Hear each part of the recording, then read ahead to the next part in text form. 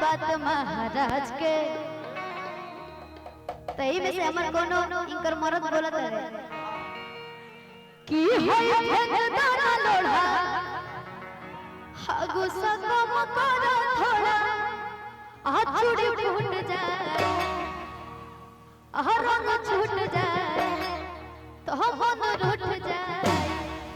सुना अच्छा लड़ाई झगड़ा मर्द मेरा के बीच में होला प्यार वाला लड़ाई होखेला आई अब पुरुष के नहीं हो जाए लगे तो फिर इनकर मर्द कैसे रही कहता रे इनकर मर्द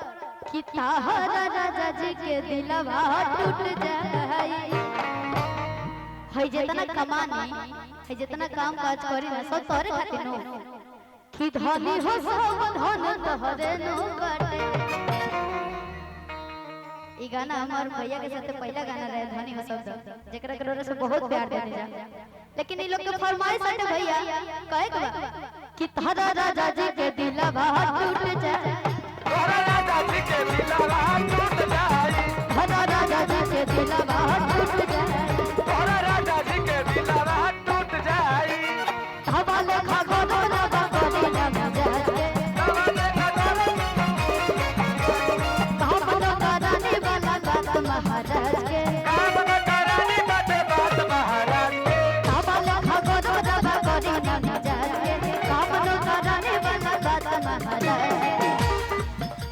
की है भेदाना लोढ़ा हागु सकम कर थोड़ा चूड़ी फूट जाए रंग छूट जाए हम रूठ जाए कि ताहरा राजा जी के दिलवा टूट जाए कि ताहरा राजा जी के दिलवा टूट जाए तारा राजा जी के दिलवा